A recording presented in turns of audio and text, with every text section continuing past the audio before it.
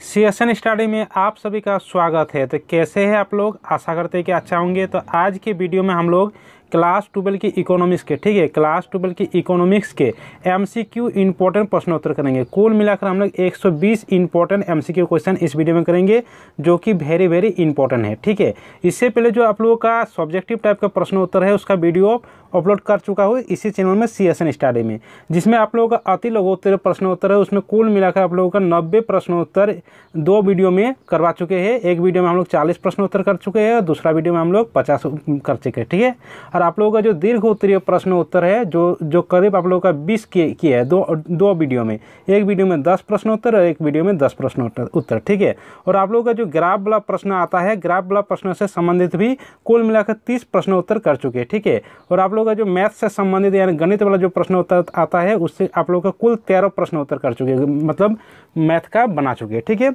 अगर वो वाला नहीं देखे तो जाकर देख लीजिएगा। तो आज की वीडियो में इस वीडियो में हम लोग एमसीक्यू टाइप का प्रश्न उत्तर करेंगे। ठीक है, कुल मिलाकर 120। चलिए करते हैं। जैसे कि पहला प्रश्न 1 नंबर है कि दो वस्तुएं एक्स तथा वाई के लिए उत्पादन संभावनाएं इस प्रकार दी गई है। यहाँ उत्पादन संभावना दिया गया है यहाँ पर। ठीक है, तो उत्पादन संभावना वक्र का आकार कैसा होगा? ठीक है, यहाँ पर आकार के बारे में कहा गया है। तो उत्पादन संभावना वक्र का आकार इस तरह का होता है। देखिए, ये मूल बिंदु है, मूल बिंदु पर ये अवतल होता है। ठीक है, मूल बिंदु के अवतल होता है और इसका ढाल ऋणात्मक होता है, घट रहा है इसलिए ऋणात्मक होता है।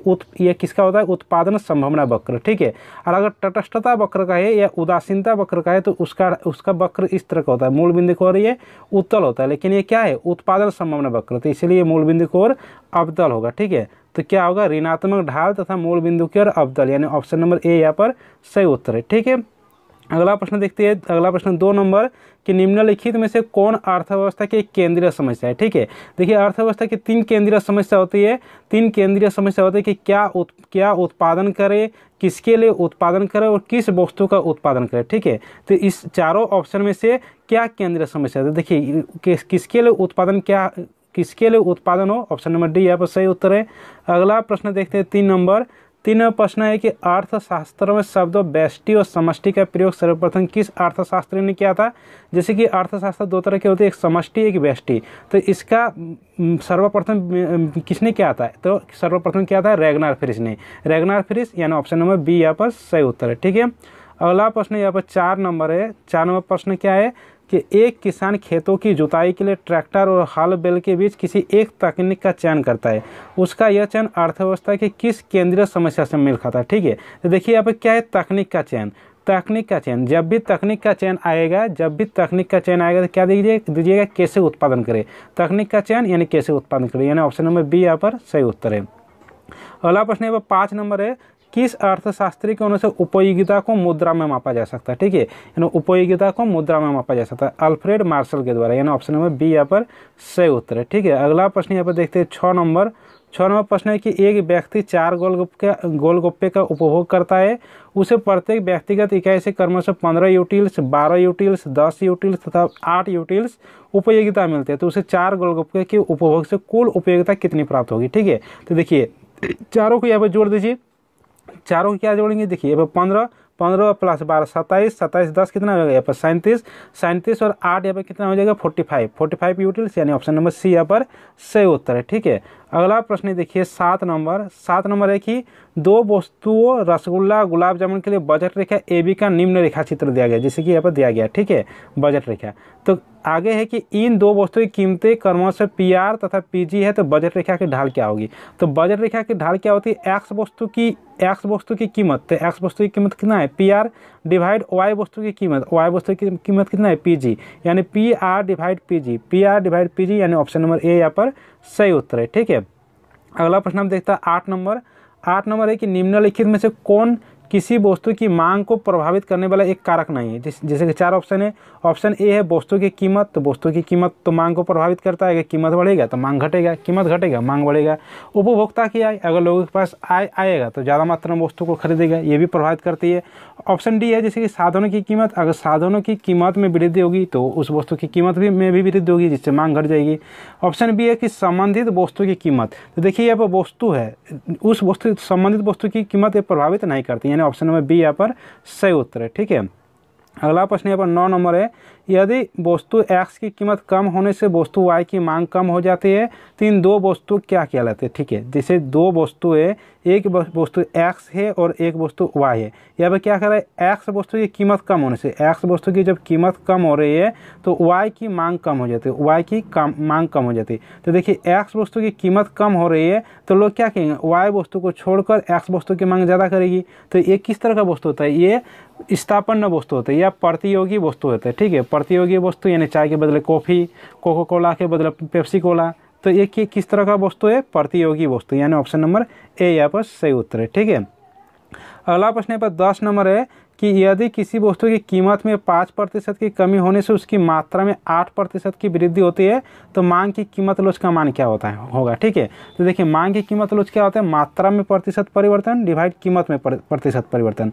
तो मात्रा में प्रतिशत परिवर्तन कितना है 8, डिवाइड कीमत में प्रतिशत परिवर्तन कितना है 5, तो इसको डिवाइड देंगे कितना होगा 1.6 यानी ऑप्शन नंबर ए यहाँ पर सही उत्तर है। ठीक है, अगला प्रश्न देखते हैं 11 नंबर। 11वां प्रश्न है कि निम्न में से किस वस्तु की मांग लोचदार होगी। ठीक है, 4 ऑप्शन है, जैसे कि ऑप्शन ए है जीवन रक्षक दवाई। देखिए दवाई की कीमत बढ़ेगा या घटेगा, दवाई क्या है आवश्यक वस्तु, इसकी जरूरत पड़ेगी ही, तो ये वस्तु ये खरीदेगा ही। ठीक है, तो ये किस तरह का होता है बेलोचदार। नमक भी एक क्या है अनिवार्य वस्तु है, तो इसमें भी बेलोचदार होगा, लोचदार नहीं होगा।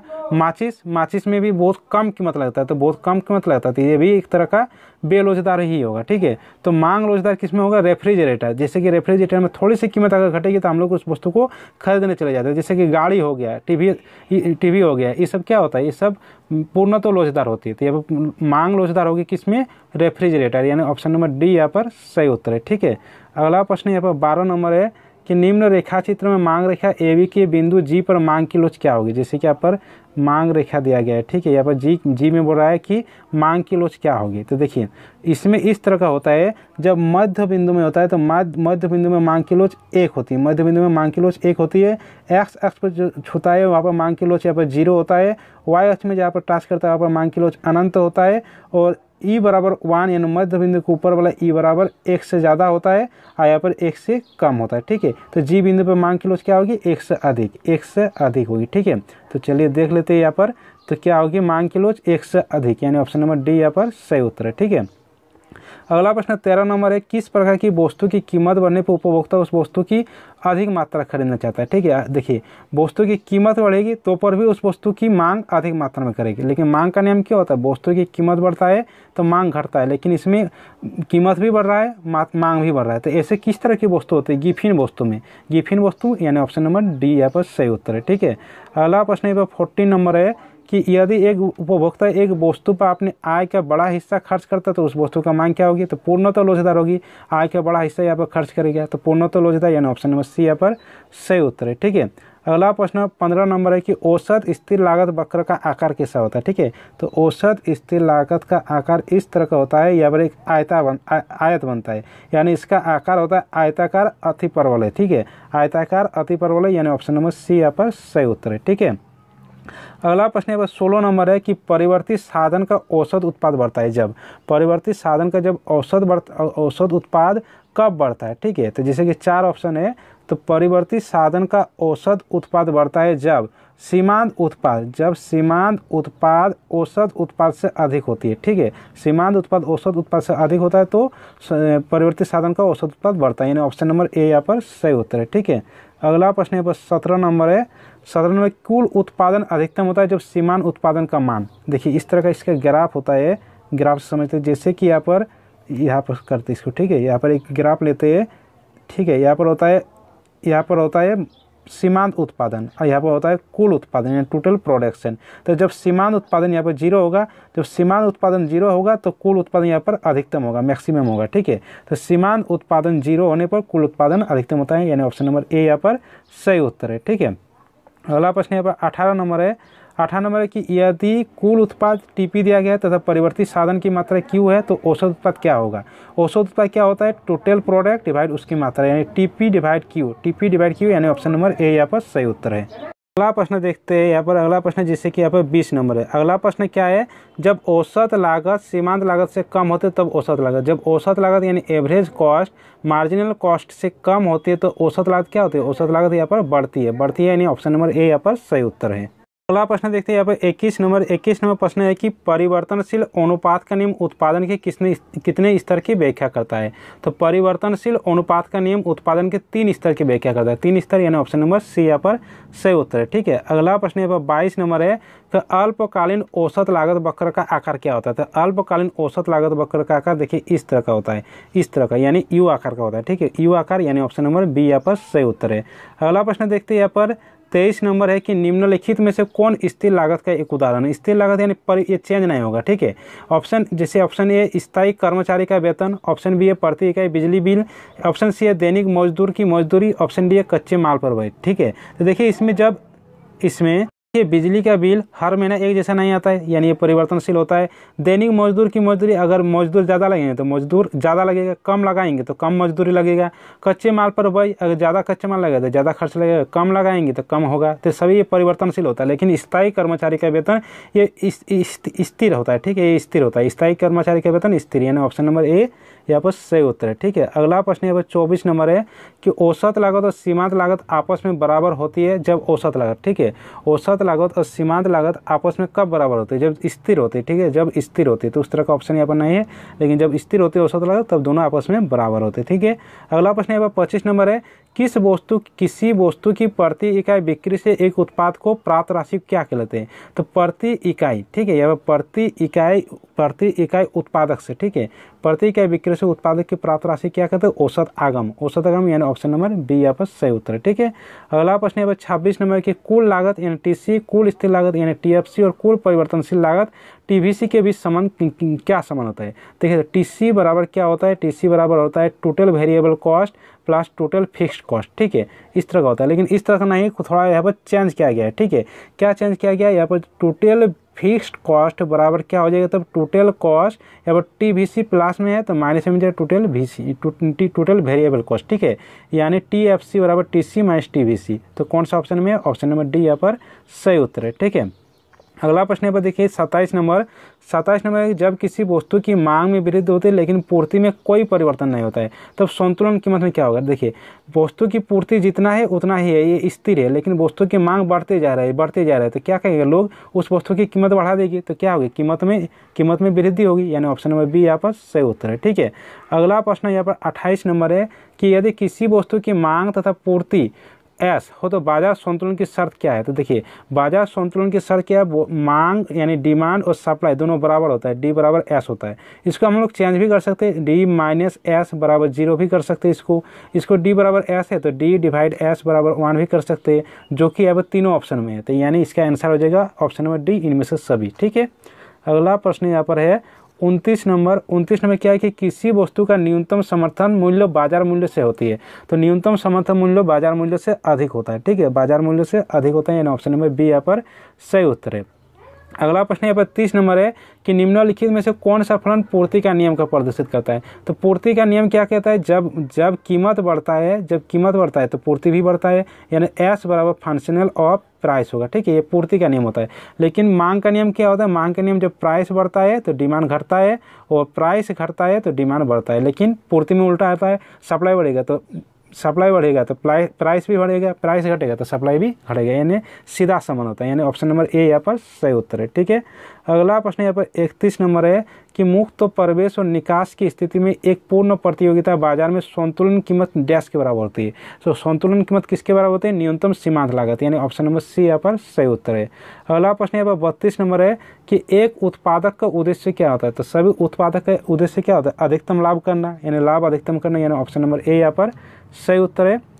33 नंबर प्रश्न है कि अल्पकाल में एक पूर्ण प्रतियोगी फर्म हानि प्राप्त करने के बावजूद उत्पादन जारी रखता है जब तक कि कीमत औसत परिवर्तनशील लागत से अधिक या इसके बराबर प्राप्त होती है। ठीक है, तब तक वो अपना उत्पादन जारी रखता है, यानी ऑप्शन नंबर सी यहाँ पर सही उत्तर है। अगला प्रश्न यहाँ पर 34 नंबर है कि निम्नलिखित में से कौन पूर्ण प्रतियोगिता की एक विशेषता नहीं है। तो चारों ऑप्शन को देख लेते हैं। जैसे कि ऑप्शन ए है यहाँ पर कि क्रेताओं और विक्रेता की अधिक संख्या। तो पूर्ण प्रतियोगिता में क्रेता और विक्रेता अधिक संख्या में होती है, तो ये सही तो विशेषता है इसका। मुक्त प्रवेश और निकास की सुविधा, कोई भी क्रेता या विक्रेता आ सकती है बाजार में या निकल भी सकती है, भी है। सरकार का कोई हस्तक्षेप नहीं, तो यहाँ पर सरकार का हस्तक्षेप नहीं होता है, ठीक है। वस्तु की मांग बेलोजदार, तो वस्तु की मांग लोजदार होती है पूर्ण प्रतियोगिता में, लेकिन यहाँ पर कह रहा है बेलोजदार, यानी ये विशेषता नहीं है, यानी ऑप्शन नंबर डी यहाँ पर सही उत्तर है, ठीक है। अगला प्रश्न यहाँ पर 35 नंबर है कि किस बाजार की बाजार संरचना में किसी वस्तु का एक उत्पादक होता है। तो किस बाजार में एक ही उत्पादक होता है, यानी एक ही विक्रेता होता है। कौन से बाजार में? एकाधिकार बाजार में, यानी ऑप्शन नंबर ए यहाँ पर सही उत्तर है, ठीक है। अगला प्रश्न यहाँ पर 36 नंबर है कि निम्नलिखित में से कौन सा कथन पूर्ण प्रतियोगिता और एकाधिकार में स्पष्ट अंतर को व्यक्त करता है। जैसे कि ऑप्शन ए है, एकाधिकार में पूर्ण प्रतियोगिता की तुलना में फर्मों की संख्या अधिक होती है। देखिए, एकाधिकार में पूर्ण प्रतियोगिता और संख्या अधिक होती है, तो नहीं, एकाधिकार में फर्मों की संख्या केवल एक होती है। ऑप्शन बी है कि एकाधिकार पूर्ण प्रतियोगिता फर्मों की तुलना में अधिक कीमत तय करता है और कम मात्रा बिक्री करता है, ठीक कह रहा है। एकाधिकार पूर्ण प्रतियोगिता फर्मों की तुलना में कीमत अधिक रखता है और वस्तु की कम मात्रा देता है, यानी ऑप्शन नंबर बी यहाँ पर सही उत्तर है, ठीक है। अगला प्रश्न यहाँ पर 37 नंबर है कि एकाधिकार के अंतर्गत कीमत और सीमांत लागत के बीच क्या संबंध होता है। देखिए, तो कीमत जब होता है, प्राइस होता है, सीमांत लागत से अधिक होती है। इसको हम लोग इस तरह से भी लिख सकते हैं, P minus M C is greater than 0। इसको इस तरीके से भी लिख सकते हैं, पी डिवाइड एम सी एक से ज़्यादा, यानी सभी सही होगा। ऑप्शन नंबर डी यहाँ पर सही उत्तर है, ठीक है। अगला प्रश्न यहाँ पर है 38 नंबर कि निम्नलिखित में से किस बाजार संरचना में कीमत और सीमांत लागत में समानता पाई जाती है। तो कीमत और सीमांत लागत में समानता कौन से बाजार में पाई जाती है? पूर्ण प्रतियोगिता, यानी ऑप्शन नंबर सी यहाँ पर सही उत्तर है। अगला प्रश्न यहाँ पर 39 है कि एक विक्रेता को 5 प्रति इकाई कीमत पर किसी वस्तु की 60 इकाई की बिक्री से प्राप्त कुल आगम की राशि क्या होगी। कुल आगम यानी टोटल रेवेन्यू क्या होता है? Price into quantity. तो प्राइस कितना है यहाँ पर 5 इंटू क्वांटिटी कितना है 60, यानी 5 6 30, यानी 300 कुल आगम होंगे, 300 रुपये, यानी ऑप्शन नंबर सी यहाँ पर सही उत्तर है, ठीक है। अगला प्रश्न यहाँ पर 40 नंबर है कि उत्पादन कर में वृद्धि से किसी वस्तु की पूर्ति, अगर उत्पादन कर बढ़ा देंगे तो किसी वस्तु की पूर्ति क्या हो जाएगी? घट जाएगी, यानी पूर्ति में क्या होगी? कमी होगा, ठीक है। तो यह 40। अगला प्रश्न आप करते हैं प्रश्न जैसे कि यहाँ पर है, जैसे कि हम लोग पिछले 40 प्रश्न उत्तर कर चुके हैं, अब हम लोग आगे 80 प्रश्न उत्तर करेंगे, ठीक है। तो 40 का सोल्यूशन आप देख लिए। अब इस वीडियो में हम लोग 1 से स्टार्ट होगा, यानी कुल मिला के 120 ही होगा। तो यहाँ पर एक प्रश्न है जैसे कि आदर्शात्मक अर्थशास्त्र यानी नॉर्मेटिव इकोनॉमिक्स के संबंध में क्या सत्य है, ठीक है। दो तरह के अर्थशास्त्र होते हैं, एक आदर्शात्मक, एक वास्तविक। तो आदर्शात्मक में कहता है कि आदर्शात्मक अर्थशास्त्र में कहता है कि क्या होना चाहिए, ठीक है, क्या होना चाहिए, ठीक है, क्या होना चाहिए। और जो वास्तविक अर्थशास्त्र है, वास्तविक अर्थशास्त्र में कहता है कि क्या है। तो यहाँ पर क्या कह रहा है कि आदर्शात्मक अर्थशास्त्र के संबंध में क्या सत्य है। तो आदर्शात्मक अर्थशास्त्र में क्या होना चाहिए, यानी एक तरह का क्या देता है? सुझाव, परामर्श देता है। तो आदर्श अर्थशास्त्र का कार्य परामर्श देना है, यानी ऑप्शन नंबर डी यहाँ पर सही उत्तर है। अगला प्रश्न यहाँ पर 2 नंबर है कि किस अर्थव्यवस्था में केंद्रीय समस्या का समाधान बाजार शक्तियों के द्वारा होता है। तो केंद्रीय समस्या का समाधान बाजार शक्ति के द्वारा पूंजीवादी अर्थव्यवस्था में होता है, पूंजीवादी अर्थव्यवस्था, यानी ऑप्शन नंबर सी यहाँ पर सही उत्तर है।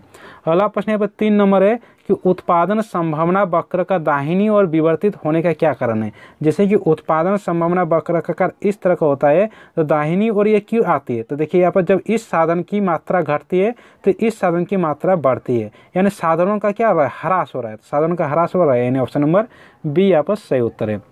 अगला प्रश्न यहाँ पर 4 नंबर है कि एक किसान 100 टन धान उत्पादन करने के लिए 120 कुंटल गेहूं के उत्पादन का त्याग कर देता है, धान के लिए अवसर लागत क्या होगी, ठीक है।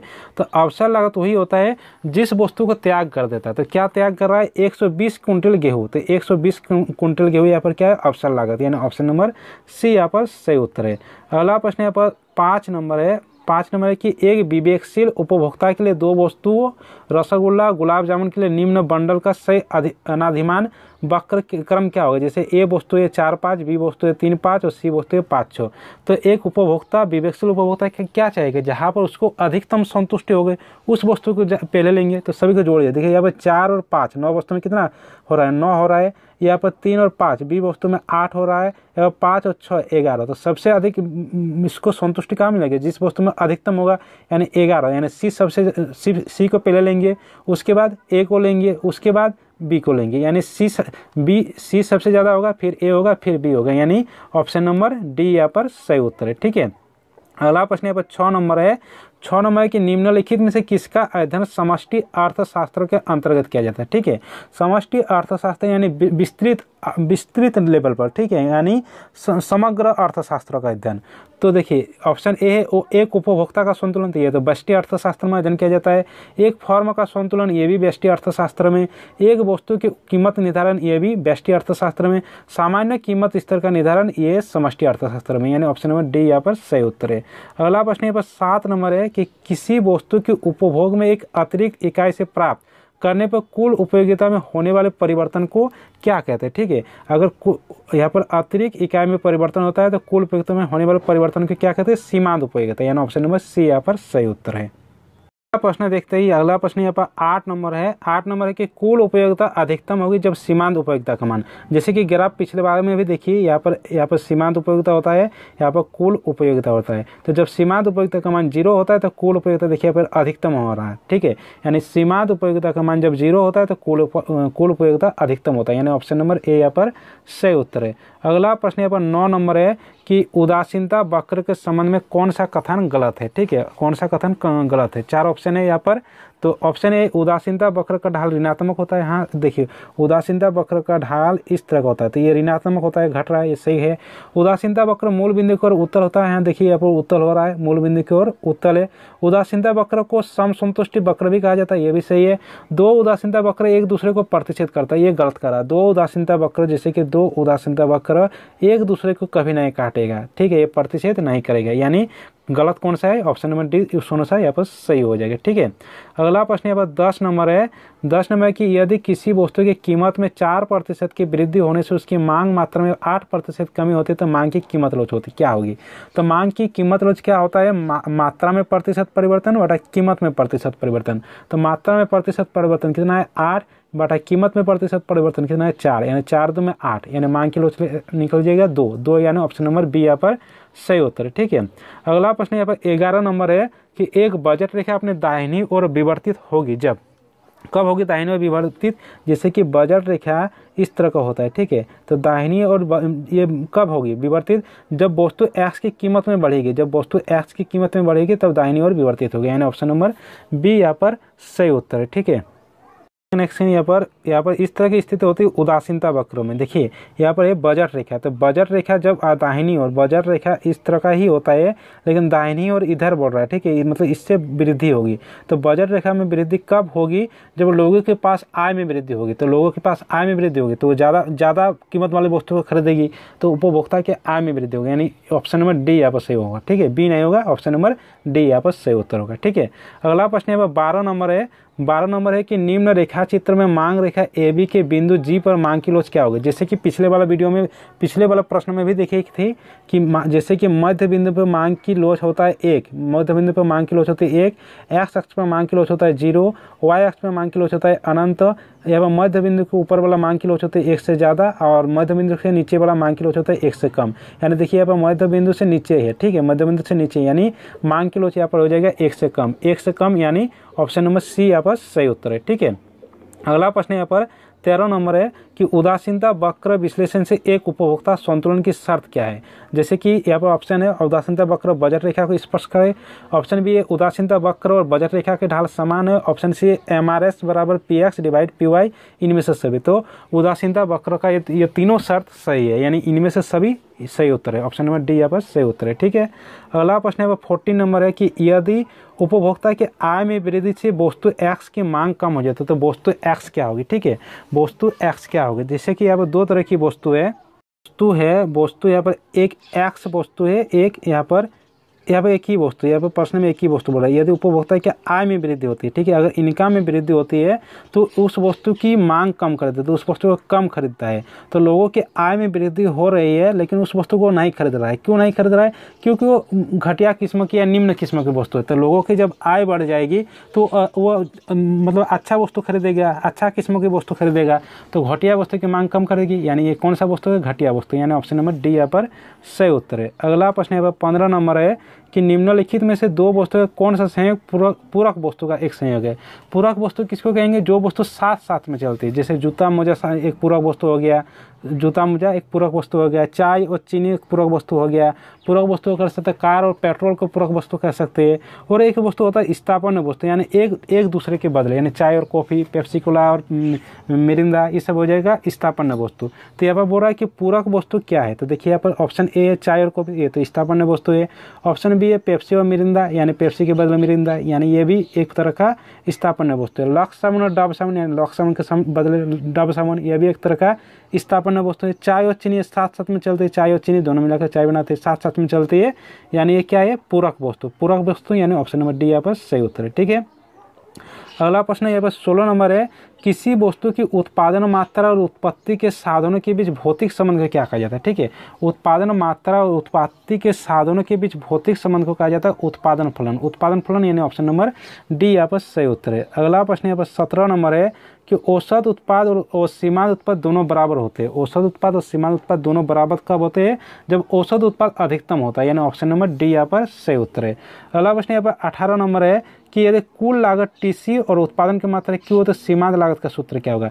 तो सीमांत लागत होता है कुल लागत में परिवर्तन, परिवर्तन यानी डेल्टा, डेल्टा सी डिवाइड मात्रा में परिवर्तन यानी delta Q, delta T C divide delta Q. तो कौन सा ऑप्शन में? ऑप्शन नंबर बी में। ठीक है, ऑप्शन नंबर बी यहाँ पर सही उत्तर है। अगला प्रश्न यहाँ पर 19 नंबर है कि पैमाने का प्रतिफल का संबंध किस काल से है? तो पैमाने का प्रतिफल होता है दीर्घकाल से, यानी ऑप्शन नंबर सी यहाँ पर सही उत्तर है। अगला प्रश्न यहाँ पर 20 नंबर है कि किस काल में उत्पादन के साधनों को स्थिर और परिवर्तित साधनों में विभक्त किया जाता है? ठीक है, किस काल में स्थिर और परिवर्तित साधन में विभक्त किया जाता है? अल्पकाल में। किस काल में? अल्पकाल में, यानी ऑप्शन नंबर सी यहाँ पर सही उत्तर है। अगला प्रश्न यहाँ पर 21 नंबर है कि परिवर्तनशील अनुपात के नियम के अनुसार एक विवेकशील उत्पादक उत्पादन के किस स्तर पर उत्पादन करना चाहता है? तो द्वितीय स्तर पर। द्वितीय स्तर यानी 2, यानी ऑप्शन नंबर बी यहाँ पर सही उत्तर है। अगला प्रश्न यहाँ पर 22 नंबर है। 22 नंबर प्रश्न है कि निम्नलिखित में से कौन औसत उत्पाद की विशेषता नहीं है? ठीक है, कौन औसत उत्पाद की विशेषता नहीं है? जैसे ऑप्शन ए है औसत उत्पाद को परिवर्तित साधन के प्रति इकाई उत्पाद कहा जाता है। ठीक है, ये सही कह रहा है। परिवर्तित साधन की इकाई को बढ़ाने से औसत उत्पाद बढ़ता है, अधिकतम होने के घटने लगते हैं। ठीक है, ये भी सही है। औसत उत्पाद वक्र का आकार उल्टा यू का आकार का होता है, ये भी सही है। ऑप्शन डी है औसत उत्पाद का मान शून्य अथवा ऋणात्मक भी हो सकता है। देखिए, औसत उत्पाद का मान ऋणात्मक नहीं हो सकता। ठीक है, यानी ये कथन गलत है, यानी ऑप्शन नंबर डी यहाँ पर उस अनुसार सही हो जाएगा। ठीक है, अगला प्रश्न यहाँ पर 23 नंबर है कि जब सीमांत उत्पाद औसत उत्पाद से कम होते हैं तब औसत उत्पाद क्या होता है? ठीक है, जब यहाँ पर सीमांत उत्पाद यानी मार्जिनल प्रोडक्ट औसत उत्पाद यानी एवरेज प्रोडक्ट से कम होती है तो औसत उत्पाद क्या होती है? औसत उत्पाद में यहाँ पर कमी आती है, औसत उत्पाद में कमी आती है। ठीक है, कमी आती है, यानी ऑप्शन नंबर डी यहाँ पर सही उत्तर है। अगला प्रश्न यहाँ पर 24 नंबर है कि यदि उत्पत्ति के सभी साधनों को दुगुना करने पर उत्पत्ति में 3 गुना की वृद्धि होती तो क्या किया जाता है? ठीक है, उत्पत्ति के सभी साधनों को दुगुना करने पर उत्पादन में 3 गुना की वृद्धि होती है तो उस स्थिति को कहा जाता है पैमाने का वृद्धिमान प्रतिफल, यानी ऑप्शन नंबर सी यहाँ पर सही उत्तर है। अगला प्रश्न यहाँ पर 25 नंबर है कि उत्पादन के सापेक्ष कुल आगम में परिवर्तन की दर क्या कहलाती है? ठीक है, उत्पादन के सापेक्ष कुल आगम में परिवर्तन को कहा जाता है सीमांत आगम, यानी ऑप्शन नंबर सी यहाँ पर सही उत्तर है। अगला प्रश्न 26 नंबर है कि कुल लागत यानी टीसी, कुल स्थिर लागत यानी टीएफसी और कुल परिवर्तनशील लागत टीवीसी में क्या संबंध है? तो देखिए, टोटल कॉस्ट बराबर होता है total fixed cost plus total variable cost, total variable cost, यानी ऑप्शन नंबर डी यहाँ पर सही है। टीसी बराबर टीएफसी प्लस टीवीसी, यानी ऑप्शन नंबर डी यहाँ पर सही होता है। ठीक है, अगला प्रश्न यहाँ पर 27 नंबर है कि जब किसी वस्तु की मांग तथा पूर्ति की समान दर से वृद्धि होती है तो संतुलन कीमत में क्या होती है? ठीक है, तो संतुलन कीमत में वृद्धि होती है, यानी ऑप्शन नंबर बी यहाँ पर सही उत्तर है। अगला प्रश्न यहाँ पर 28 नंबर है कि किसी वस्तु की मांग तथा पूर्ति ऐसे हो तो मांग अधिक की स्थिति को दर्शाया किया जाता है, यानी मांग ज़्यादा होगी पूर्ति कम होगी, मांग अधिक को यानी मांग अधिक होगा, डिमांड डिमांड ज़्यादा होगा सप्लाई से, तो इस तरीके से लिख सकते हैं, ठीक है। और इसको इस तरीके से भी लिख सकते हैं, D minus S is greater than 0, यानी ए एवं बी दोनों सही है, यानी ऑप्शन नंबर डी यहाँ पर सही उत्तर है, ठीक है। अगला प्रश्न यहाँ पर 29 नंबर है कि किसी वस्तु की मांग की तुलना में पूर्ति में अधिक वृद्धि होने में साम्य मात्रा क्या होगा, ठीक है। यहाँ पर मांग की यानी डिमांड की तुलना में पूर्ति में अधिक हो रहा है, पूर्ति में अधिक हो रहा है, तो उस स्थिति को क्या कहेंगे, वृद्धि होगी, ठीक है। तो साम्य मात्रा में वृद्धि होगी, यानी ऑप्शन नंबर बी यहाँ पर सही उत्तर है। अगला प्रश्न यहाँ पर 30 नंबर है कि किसी वस्तु की कीमत में 5% की वृद्धि करने से उसकी पूर्ति की मात्रा में 4% की वृद्धि हो जाती है, तो पूर्ति की कीमत लोच का मान क्या होगा। तो पूर्ति की कीमत लोच क्या होता है, मात्रा में प्रतिशत परिवर्तन यानी 4 डिवाइड कीमत में प्रतिशत परिवर्तन यानी 5, यानी 4 डिवाइड 5 कितना होगा, 0.8 यानी ऑप्शन नंबर सी यहाँ पर सही उत्तर है, ठीक है। अगला प्रश्न यहाँ पर 31 नंबर है कि मुक्त प्रवेश और निकास की स्थिति में मांग की वृद्धि का बाजार संतुलन पर क्या प्रभाव पड़ता है, ठीक है। मुक्त प्रवेश और निकास की स्थिति पूर्ण प्रतियोगिता बाजार में होता है, तो संतुलन पर क्या प्रभाव पड़ता है, ठीक है। तो संतुलन में प्रभाव पड़ता है कि साम्य कीमत और मात्रा दोनों में वृद्धि होती है, ठीक है, यानी ऑप्शन नंबर ए यहाँ पर सही उत्तर है। अगला प्रश्न यहाँ पर 32 नंबर है कि मांग अधिक की स्थिति में साम्य कीमत क्या होगी, मांग अधिक की स्थिति में साम्य कीमत क्या होगी, तो साम्य कीमत में वृद्धि होगी, यानी ऑप्शन नंबर बी यहाँ पर सही उत्तर है। अगला प्रश्न आप देख लेते हैं, जैसे कि यहाँ पर 33 नंबर है, देखिए एक पूर्ण प्रतियोगिता फर्म के लिए अल्पकालीन पूर्ति वक्र क्या होता है। एक पूर्ण प्रतियोगी फर्म के लिए अल्पकालीन पूर्ति वक्र होता है न्यूनतम एबी से ऊपर एमसी का बढ़ता हुआ भाग, यानी ऑप्शन नंबर ए यहाँ पर सही होता है, ठीक है। देखिए आप लोग वीडियो को शेयर कर दीजिए, क्योंकि बहुत लंबा बन जा रहा है, इसमें काफ़ी मेहनत लगती है, ठीक है, इसलिए शेयर कर दिए ताकि अच्छा लगे, ठीक है। अगला प्रश्न यहाँ पर 34 नंबर है कि पूर्ण प्रतियोगिता फर्म के लिए एआर और एमआर में क्या संबंध होते हैं। तो पूर्ण प्रतियोगिता में क्या होता है, एवरेज रेवेन्यू बराबर मार्जिनल रेवेन्यू होता है, यानी एमआर बराबर एमआर, एआर बराबर एमआर होता है, यानी ऑप्शन नंबर सी यहाँ पर सही उत्तर है। अगला प्रश्न यहाँ पर 35 नंबर है, प्रश्न है कि समरूप वस्तु की उपलब्धता किस आकार की बाजार संरचना को दर्शाता है, ठीक है। तो देखिए पूर्ण प्रतियोगिता बाजार में समरूप तरह की वस्तु को बेचते हैं, यानी पूर्ण प्रतियोगिता, यानी ऑप्शन नंबर सी यहाँ पर सही उत्तर है। अगला प्रश्न है 36 नंबर की टीआर यानी टोटल रेवेन्यू कुल आगम वक्र का ढाल को क्या कहा जाता है, ठीक है। कुल आगम की ढाल को कहा जाता है एवरेज रेवेन्यू, औसत आगम यानी एआर, यहाँ पर ऑप्शन ए यहाँ पर सही उत्तर है। अगला प्रश्न है 37 नंबर की किस प्रकार की बाजार संरचना में कीमत सीमांत लागत से अधिक होती है, कीमत सीमांत लागत से अधिक होती है, किस तरह की बाजार में, तो एकाधिकार की बाजार में, यानी ऑप्शन नंबर सी यहाँ पर सही उत्तर है। अगला प्रश्न यहाँ पर 38 नंबर है कि जब सीमांत आगम का मान 0 होता है, सीमांत आगम यानी मार्जिनल रेवेन्यू जब 0 होता है तो वस्तु की कीमत की लोच का मान क्या होता है, ठीक है। तो वस्तु की कीमत की लोच का मान होता है 1, यानी ऑप्शन नंबर बी यहाँ पर सही उत्तर है। अगला प्रश्न यहाँ पर 39 नंबर है कि एकाधिकार के अंतर्गत एवरेज रेवेन्यू वक्र और मार्जिनल रेवेन्यू वक्र में क्या संबंध है। देखिए एकाधिकार में जो बनता है यहाँ पर एमआर होता है और यहाँ पर एआर होता है, तो यहाँ पर एआर क्या होता है, एमआर से ज़्यादा होता है, तो एआर एमआर से ज़्यादा होगा, यानी ऑप्शन नंबर सी यहाँ पर सही उत्तर हो जाएगा। अगला प्रश्न यहाँ पर 44 नंबर देख लेते हैं। प्रश्न है कि एक एकाधिकार के लिए उत्पादन के विभिन्न स्तर पर एमआर और एमसी को निम्न तालिका में दर्शाया गया है। संतुलन की अवस्था में वो वस्तु कितनी इकाई के उत्पादन करेगी, ठीक है। यहाँ पर उत्पादन है, यहाँ पर एमआर है और यहाँ पर एमसी है। तो देखिए एकाधिकार में संतुलन की स्थिति कब होती है, जब मार्जिनल रेवेन्यू बराबर मार्जिनल कॉस्ट होती है। तो देखिए दोनों में किस में समान है, इसमें समान में नहीं है, इसमें भी नहीं है, इसमें भी नहीं है, इसमें भी नहीं, इसमें देखिए समान है, यानी 6 भी इकाई में समान है, यानी संतुलन कहा भी 6 भी इकाई, यानी ऑप्शन नंबर सी यहाँ पर सही उत्तर है, ठीक है।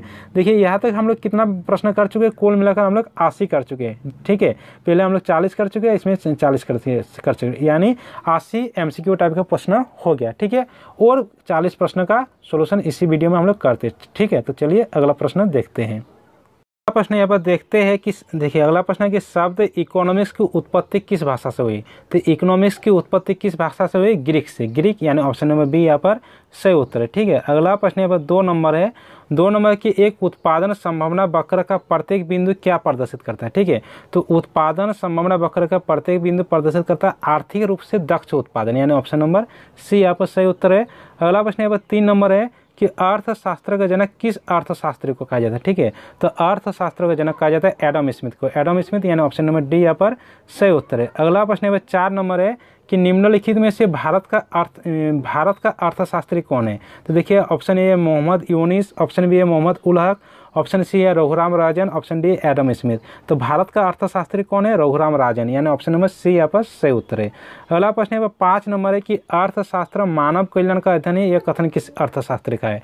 ठीक है, तो देखिए अर्थशास्त्र मानव कल्याण का अध्ययन है, यह कथन कहा गया है अल्फ्रेड मार्शल के द्वारा, यानी ऑप्शन नंबर ए यहाँ पर सही उत्तर है। ठीक है, अगर अर्थशास्त्र धन का विज्ञान है तो यह कथन कहा गया एडम स्मिथ के द्वारा, तो लेकिन यहाँ पर मानव कल्याण है, इसलिए ऑप्शन नंबर ए यहाँ पर सही उत्तर है। ठीक है, अगला प्रश्न यहाँ पर 6 नंबर है। 6 नंबर है कि निम्नलिखित में से किसका अध्ययन व्यष्टि अर्थशास्त्र के अंतर्गत किया जाता है? व्यष्टि अर्थशास्त्र यानी छोटे छोटे आर्थिक क्रियाओं का अध्ययन। ठीक है, जैसे कि ऑप्शन ए राष्ट्रीय आय का निर्धारण, तो ये तो समष्टि अर्थशास्त्र में किया जाता है।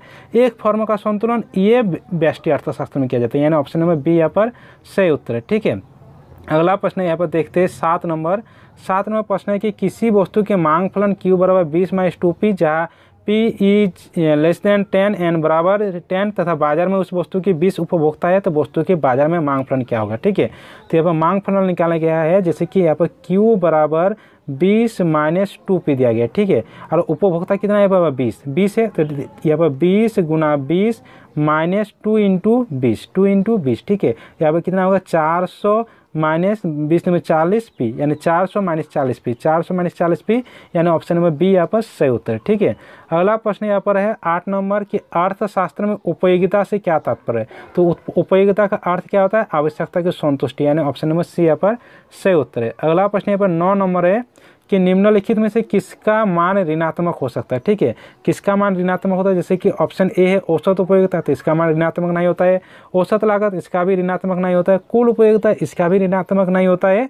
ठीक है, यहाँ पर सीमांत उपयोगिता, इसका मान ऋणात्मक हो सकता है, यानी ऑप्शन नंबर डी यहाँ पर सही उत्तर है। अगला प्रश्न यहाँ पर 10 नंबर है कि संतुलन की अवस्था में एक उपभोक्ता वस्तु के उपभोग से डैश उपयोगिता प्राप्त करती है। ठीक है, संतुलन की अवस्था में किस तरह की उपयोगिता प्राप्त करती है? अधिकतम, यानी ऑप्शन नंबर ए यहाँ पर सही उत्तर है। ठीक है, अगला प्रश्न यहाँ पर 11 नंबर है कि एक बजट रेखा पर अवस्थित किसी बंडल के क्रय करने पर एक उपभोक्ता की डैश आय खर्च होती है। ठीक है, डैश आय खर्च होती है, यानी संपूर्ण आय खर्च हो जाती है, यानी ऑप्शन नंबर सी यहाँ पर सही उत्तर है। ठीक है, अगला प्रश्न देखते हैं यहाँ पर 12 नंबर है कि निम्न रेखा चित्र में मांग रेखा ए बी के मध्य बिंदु जी पर मांग की लोच क्या होगी? तो अभी हम लोग देखिए पिछले वाले प्रश्न में मध्य बिंदु पर मांग की लोच क्या होती है? 1 होती है। मध्य बिंदु में मांग की लोच 1 होती है, यानी ऑप्शन नंबर बी यहाँ पर सही उत्तर है। अगला प्रश्न यहाँ पर देख लेते हैं, जैसे कि अगला प्रश्न यहाँ पर 13 नंबर है। प्रश्न क्या है कि निम्नलिखित में से उदासीनता वक्र विश्लेषण की मान्यता कौन नहीं है? ठीक है, कौन वाला मान्यता नहीं है? जैसे कि ऑप्शन है कि उपयोगिता की गिनती की संख्या में मापा जाता है। ठीक है, तो देखिए उदासीनता वक्र में उपयोगिता को गिनती के रूप में नहीं मापा जाता है, यानी ये गलत है, यानी ऑप्शन नंबर ए यहाँ पर सही उत्तर हो जाएगा। ठीक है, उपभोक्ता एक विवेकशील प्राणी है, ये तो सत्य है। उपभोक्ता का अधिमान एक दिश होता है, ये भी सही है। उपयोगिता का क्रमवाचक माप संभव है, ये भी सही है, यानी ये गलत है। ठीक है, गिनती की संख्या में नहीं मापा जाता है, यानी ऑप्शन नंबर ए यहाँ पर सही उत्तर है। ठीक है, अगला प्रश्न यहाँ पर 14 नंबर है। प्रश्न है कि एक उपभोक्ता अपने आय 20 रुपये की 2 वस्तुएं रसगुल्ला गुलाब जामुन पर खर्च करने की इच्छुक है।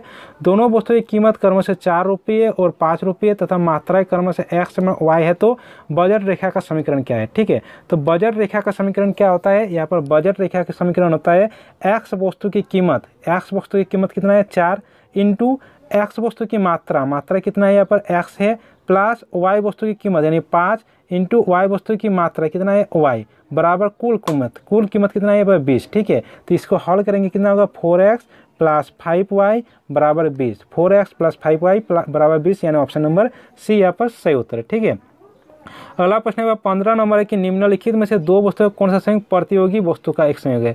प्रतियोगी वस्तु है, यानी एक वस्तु के बदले दूसरा वस्तु। ठीक है, तो कौन सा प्रतियोगी वस्तु है? जैसे ऑप्शन है चाय और चीनी, तो ये तो साथ में चलती है, पूरक वस्तु है। ब्रेड और बटर, ये भी पूरक वस्तु है। कार और पेट्रोल, ये भी एक तरह की पूरक वस्तु है।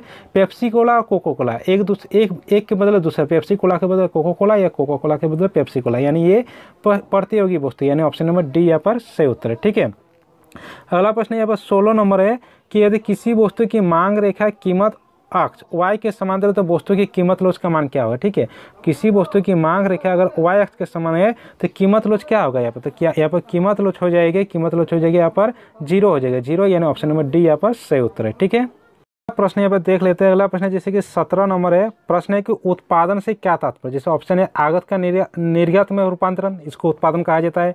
नई उपयोगिता का सृजन, इसको भी उत्पादन कहा जाता है। साधनों की सहायता से वस्तु और सेवा का निर्माण, इसको भी उत्पादन कहा जाता है। यानी इनमें से सभी ऑप्शन नंबर डी यहाँ पर सही उत्तर है। ठीक है, अगला प्रश्न यहाँ पर 18 नंबर है कि परिवर्तित साधन के सापेक्ष कुल उत्पाद में परिवर्तन की दर को क्या कहा जाता है। ठीक है, परिवर्तन साधन के सापेक्ष कुल उत्पाद में परिवर्तन की दर को कहा जाता है सीमांत उत्पाद, यानी ऑप्शन नंबर बी यहाँ पर सही उत्तर है। अगला प्रश्न यहाँ पर 19 नंबर है कि उत्पादक कौन होता है। उत्पादक कौन होता है, तो जो किसी वस्तु का उत्पादन करता है उसी को उत्पादक कहते हैं। तो उत्पादक क्या है कि साधनों की सहायता से वस्तु और सेवाओं का निर्माण करने वाला व्यक्ति उत्पादक होता है, यानी ऑप्शन नंबर ए यहाँ पर सही उत्तर है। अगला प्रश्न यहाँ पर 20 नंबर है। 20 नंबर की उत्पत्ति के साधनों की 5 इकाई के प्रयोग करने से किसी वस्तु को 24 तथा उत्पत्ति के 6 इकाई के प्रयोग से 30 इकाई के उत्पादन होता है। सीमांत उत्पादन का मान क्या होता है। सीमांत उत्पादन क्या होता है। सीमांत उत्पादन होता है अंतिम इकाई के उत्पादन यानी 30 माइनस पहले इकाई के उत्पादन यानी 24, यानी 30 माइनस 24 कितना होगा 6 इकाई। 6 इकाई यानी ऑप्शन नंबर डी यहाँ पर सही उत्तर है। ठीक है, अगला प्रश्न यहाँ पर 21 नंबर है। 21 नंबर है किसी वस्तु की एक अतिरिक्त इकाई के विक्रय से प्राप्त आगम को क्या कहा जाता है।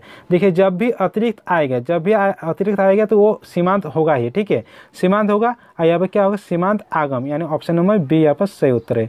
अगला प्रश्न यहाँ पर 22 नंबर है कि उत्पादन की मात्रा में परिवर्तन के साथ किस प्रकार की लागत में परिवर्तन होती है। ठीक है, मात्रा में परिवर्तन के साथ कुल परिवर्तनशील लागत में परिवर्तन होता है, यानी ऑप्शन नंबर सी यहाँ पर सही उत्तर है। अगला प्रश्न यहाँ पर 23 नंबर है किसी वस्तु का पूर्ति वक्र मूल बिंदु से गुजरता है तो पूर्ति का कीमत लोच क्या होता है। ठीक है, देखिए पूर्ति वक्र यहाँ पर मूल बिंदु है, मूल बिंदु से अगर गुजरता है तो पूर्ति की लोच क्या होती है 1 होता है। पूर्ति की लोच क्या होती है 1 होती है जब मूल बिंदु से होकर गुजरती है, यानी ऑप्शन नंबर बी यहाँ पर सही उत्तर है। अगला प्रश्न यहाँ पर 24 नंबर है कि मान लिया जाए कि एक बाजार में 3 एक जैसे फॉर्म है तो वस्तु की कीमत 5 रुपये प्रति इकाई है। एक फॉर्म वस्तु की 5 इकाई की पूर्ति करते हैं तो बाजार पूर्ति क्या है। ठीक है, यहाँ पर बाजार पूर्ति क्या है इसको निकालने गया है। तो देखिए एक वस्तु की कीमत यहाँ पर कितना है 50, एक वस्तु की कीमत यहाँ पर रुपया दिया गया। ठीक है, लेकिन 5 रुपये से यहाँ पर कोई मतलब नहीं, यहाँ पर मतलब है कि पूर्ति से। तो पूर्ति क्या देखिए कितनी इकाई उत्पादन कर रहा है 50 इकाई, कितना फॉर्म है 3 इकाई, यानी 50 × 3 यानी 150 इकाई, यानी ऑप्शन नंबर डी यहाँ पर सही उत्तर है। ठीक है, अगला प्रश्न यहाँ पर 25 नंबर देख लेते हैं कि एक उत्पादक किसी वस्तु की 5 इकाई बेचकर 50 रुपये तथा उसी वस्तु की 6 इकाई बेचकर यहाँ पर 6 इकाई बेचकर 70 इकाई रुपये प्राप्त करता है तो सीमांत आगम का मान क्या होगा। ठीक है, तो सीमांत आगम क्या होता है अंतिम इकाई माइनस पहले की इकाई। तो अंतिम इकाई कितना है 70 माइनस पहले की इकाई कितना है 50, तो 70 माइनस 50 यानी 20 रुपये सीमांत आगम हो जाएगा, यानी ऑप्शन नंबर डी यहाँ पर सही उत्तर होगा। ठीक है, यहाँ पर 26 नंबर है कि लाभ माइनस अलाभ बिंदु की प्राप्ति होती है। ठीक है, लाभ माइनस अलाभ की बिंदु कब प्राप्त होती है जब टी आर बराबर एम सी के बराबर होता है, यानी ऑप्शन नंबर डी यहाँ पर सही उत्तर है। ठीक है, अगला प्रश्न यहाँ पर 27 नंबर है। 27 नंबर की अल्पकाल में एक उत्पादक उत्पादन बंद कर देता है जब। उत्पादन कब बंद कर देगा अल्पकाल में उत्पादन, तो अल्पकाल में उत्पादन कम कर देता है जब वहाँ पर एवरेज वेरिएबल कॉस्ट उसको प्राप्त नहीं होगा। ठीक है, यानी न्यूनतम एवरेज वेरिएबल कॉस्ट से उसको कम प्राप्त होती है, यानी ऑप्शन नंबर डी यहाँ पर सही उत्तर है। अगला प्रश्न यहाँ पर 28 नंबर है कि दीर्घकाल में एक पूर्ण प्रतियोगी फर्म को किस प्रकार लाभ प्राप्त होता है। तो दीर्घकाल में एक पूर्ण प्रतियोगी फर्म को यहाँ पर लाभ प्राप्त होगा, किस तरह की लाभ प्राप्त होगी पूर्ण प्रतियोगिता में सामान्य तरह की, यानी ऑप्शन नंबर सी यहाँ पर सही उत्तर है। ठीक है, अगला प्रश्न यहाँ पर 29 नंबर है कि एक वस्तु की मांग और पूर्ति वक्र जो कि कर्म से दिया गया है यहाँ पर यह भी दिया गया है और साम्य कीमत पर यहाँ पर कीमत क्या होगी। ठीक है, तो साम्य कीमत में क्या होगा यहाँ पर मांग बराबर पूर्ति होगा, यानी 10 माइनस 2p बराबर यहाँ पर 5 प्लस 3p हो जाएगा। ठीक है, 5 प्लस 3p हो जाएगा। तो इधर करेंगे तो 10 यहाँ पर +5 है तो -5, इधर हो जाएगा 3p माइनस 2p, इधर कितना आ जाएगा 2 प्लस 2p, यानी 10 में 5 जाएगा 5, 3p प्लस 2p यानी 5p, अब 5 कट जाएगा यानी p बराबर कितना हो जाएगा 1, यानी ऑप्शन नंबर ए यहाँ पर सही उत्तर है। ठीक है, अगला प्रश्न यहाँ पर 30 नंबर है कि किसी वस्तु की कीमत में 5% की वृद्धि करने से उसकी पूर्ति की मात्रा में 4% की वृद्धि हो जाए तो पूर्ति की कीमत लोच का मान क्या होगा। तो कीमत लोच क्या होता है मात्रा में प्रतिशत परिवर्तन 4 डिवाइड कीमत में प्रतिशत परिवर्तन यानी 5, 4/5 यानी 0.8 यानी ऑप्शन नंबर सी यहाँ पर सही उत्तर है। ठीक है, अगला प्रश्न यहाँ पर 31 नंबर है कि किसी फर्म के लाभ को इनमें से किसके द्वारा प्रदर्शित किया जाता है। लाभ को किसके द्वारा प्रदर्शित किया जाता है जब टोटल रेवेन्यू से टोटल कॉस्ट जब हो जाता है, जब कुल आगम में से कुल लागत को हटा देते हैं तो लाभ की प्राप्त होती है, यानी ऑप्शन नंबर ए यहाँ पर सही उत्तर है। अगला प्रश्न यहाँ पर 32 नंबर है कि एक फर्म के संतुलन के लिए शर्त कब पूरा होना चाहिए। ठीक है, क्या होना चाहिए एक फर्म के संतुलन के लिए? तो दो तरह के संतुलन होना चाहिए, एक मार्जिनल रेवेन्यू बराबर मार्जिनल कॉस्ट होना चाहिए, और जो मार्जिनल यहाँ पर रेवेन्यू होता है वो मार्जिनल कॉस्ट नीचे से काटना चाहिए। ठीक है, नीचे से यहाँ पर काटना चाहिए। तो दो तरह की शर्त होना चाहिए, तो उसमें से एक शर्त दिया गया यहाँ पर MR बराबर M से होना चाहिए, यानी ऑप्शन नंबर ए यहाँ पर सही उत्तर है। अगला प्रश्न यहाँ पर 33 नंबर है कि एक पूर्ण प्रतियोगी बाजार में वस्तु का संतुलन कीमत में वृद्धि हो सकती है जब। ठीक है, तो संतुलन में वृद्धि कब होती है? जब पूर्ति में कमी होती है, यानी ऑप्शन नंबर सी यहाँ पर सही उत्तर है। अगला प्रश्न यहाँ पर 34 नंबर है कि श्रम से क्या तात्पर्य है? श्रम किसको कहेंगे? श्रम उसको कहेंगे एक व्यक्ति के द्वारा किया गया कार्य घंटा को, यानी ऑप्शन नंबर डी यहाँ पर सही उत्तर है। अगला प्रश्न यहाँ पर 35 नंबर की यदि श्रम की सीमांत उत्पाद MPL तथा वस्तु की मूल्य P है तो श्रम की सीमांत उत्पाद का मान ज्ञात करने का सूत्र क्या होगा? ठीक है, क्या सूत्र होगा? प्राइस इंटू यहाँ पर प्राइस इंटू सीमांत उत्पाद, यानी MPL हो जाएगा। ठीक है, यानी ऑप्शन नंबर ए यहाँ पर सही उत्तर है। अगला प्रश्न यहाँ पर 36 नंबर है कि एक एकाधिकार वस्तु की मांग की लोच एक से अधिक होती है। ठीक है, एकाधिकार वस्तु की मांग की लोच एक से अधिक कब होती है? तो एक से अधिक होती है जब सीमांत आय धनात्मक होती है, यानी ऑप्शन नंबर बी यहाँ पर सही उत्तर है। ठीक है, अगला प्रश्न देखते हैं 37 नंबर। 37 नंबर है कि दीर्घकाल में संतुलन अवस्था में एकाधिकार की तुलना में पूर्ण प्रतियोगिता बाजार में उत्पादन मात्रा डैश होती है। तो एक पूर्ण प्रतियोगिता बाजार में उत्पादन की मात्रा क्या होती है? तो उत्पादन की मात्रा यहाँ पर होती है अधिक। ठीक है, यहाँ पर अधिक, यानी ऑप्शन नंबर बी यहाँ पर सही उत्तर है। अगला प्रश्न 38 नंबर है कि विभेदीकृत कीमत किस बाजार में की विशेषता होती है? ठीक है, विभेदीकृत कीमत, विभेदीकृत कीमत एकाधिकार में होती है, यानी ऑप्शन में बी यहाँ पर सही उत्तर है। ठीक है, एकाधिकार में क्या होता है कि ये अपना मन चाहे कीमत ले सकता है, किसी व्यक्ति के पास ज़्यादा मूल्य भी ले सकता है, किसी वस्तु के कम मूल्य भी ले सकता है, यानी विभेदीकृत कीमत। ठीक है, देखिए यहाँ पर ध्यान दीजिएगा, अगर विभेदीकृत कीमत रहेगा तो यहाँ पर होगा एकाधिकार, अगर विभेदीकृत वस्तु रहेगा तो एकाधिकृत प्रतियोगिता होगा, तब ऑप्शन नंबर सी सही होता है। लेकिन यहाँ पर विभेदीकृत कीमत है, यानी ऑप्शन नंबर बी यहाँ पर सही उत्तर हो जाएगा। ठीक है, अगला प्रश्न यहाँ पर 39 नंबर है कि दीर्घकाल में असामान्य लाभ की प्राप्ति किस बाजार में होता है? ठीक है, दीर्घकाल में असामान्य लाभ की प्राप्ति कब होती है? असामान्य लाभ की प्राप्ति होती है एकाधिकार में, यानी ऑप्शन नंबर सी में सही उत्तर है। अगला प्रश्न है 40 नंबर की एकाधिकार में क्रेताओं की संख्या होती है। ठीक है, तो एकाधिकार में देखिए विक्रेता एक होती है, एकाधिकार में विक्रेता एक होती है और क्रेता बहुत होती है, यानी अधिक, यानी ऑप्शन नंबर डी यहाँ पर सही उत्तर होगा। ठीक है, तो चलिए आप लोगों का 120 का इंपॉर्टेंट MCQ क्वेश्चन इस वीडियो में हो गया। ठीक है, तो चलिए सभी दोस्तों के साथ इस वीडियो को शेयर कर दीजिए, वीडियो को लाइक कर दीजिए, और इस चैनल में कोई नए हैं तो चैनल को सब्सक्राइब कर दीजिए, साथ में बेल आइकन को प्रेस कर दीजिए। चलिए मिलते हैं अगले वीडियो के साथ।